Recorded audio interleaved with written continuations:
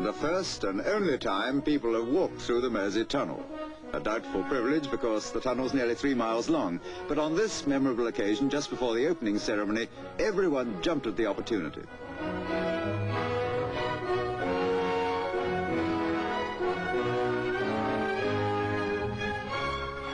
And then, on the 18th of July 1934, the tunnel, through which today more than 10 million vehicles pass every year, was declared open by His Majesty King George V, accompanied by Queen Mary.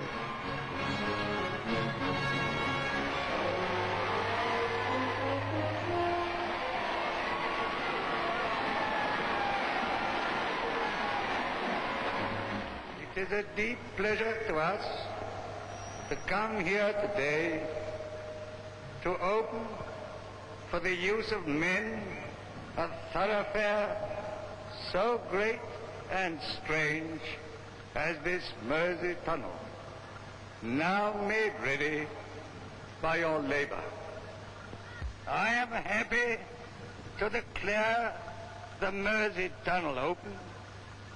May those who use it ever keep grateful thought of the many who struggled for long months against mud and darkness to bring it into being.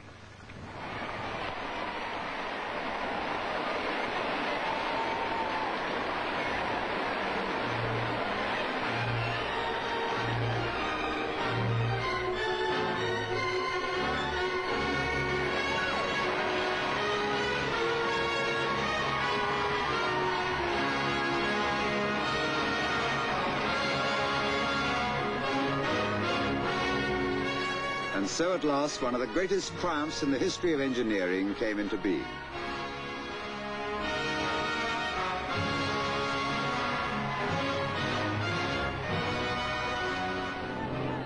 The Grand National, which can always be depended on for thrills and drama, provided a particularly sensational finish in 1936, when, as the record books will show, Reynoldstown won for the second year.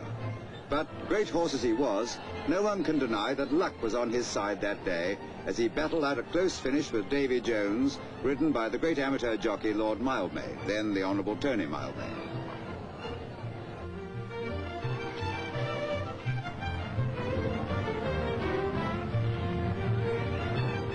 "35 horses started, and for the most part the race followed its usual pattern, with the leaders gradually drawing away from the field, with Reynoldstown and Davy Jones prominent among them.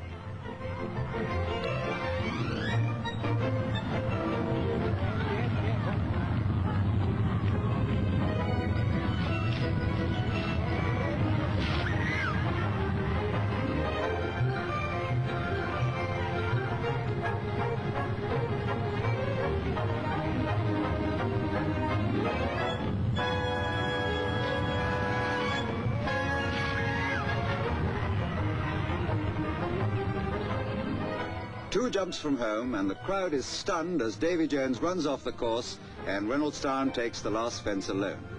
Later it's discovered that Davy Jones's reins had broken. Unchallenged, Reynoldstown goes on to win by 12 lengths from Ego and Bachelor Prince, with Davy Jones a stout-hearted non-finisher.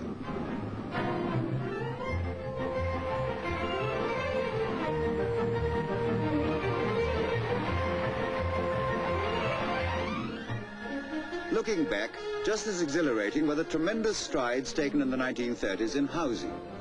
At this ceremony in 1935, Sir Kingsley Wood, then Minister of Housing, opened a new block of flats, one of many that were going up in the city and setting a lead at that time.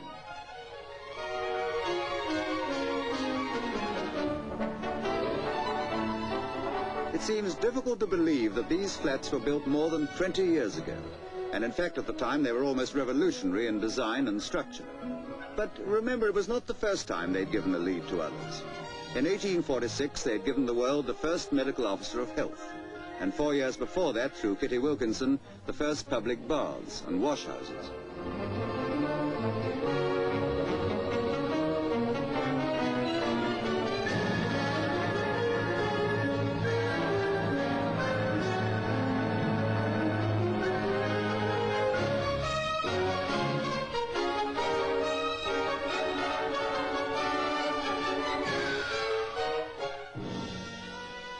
1939.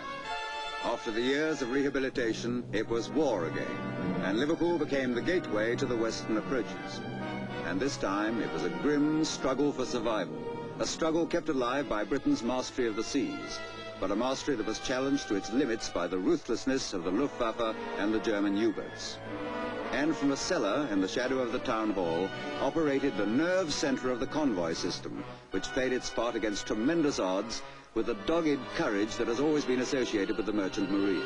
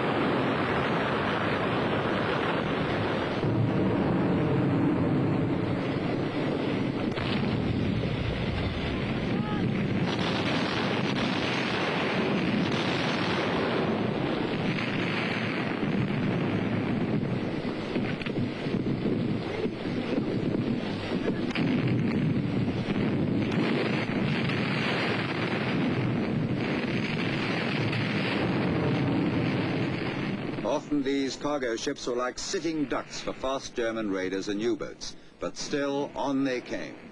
No fewer than 1,285 convoys arrived in Liverpool during the war, the largest consisting of well over 60 ships. Yet, despite the day and night bombing of the port by the Luftwaffe, besides the natural technical problems of coping with so many ships, there was no serious delay in docking them. At one time, there were as many as 60 ships outward and inward bound, lying at anchor at the bar.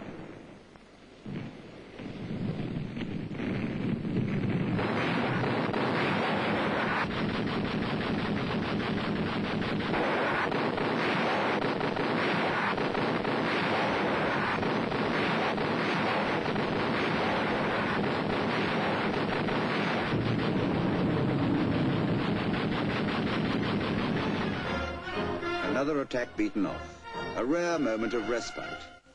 By the sacrifice of so many of these gallant men under the command of Admiral Sir Max Horton, the Battle of the Atlantic was won.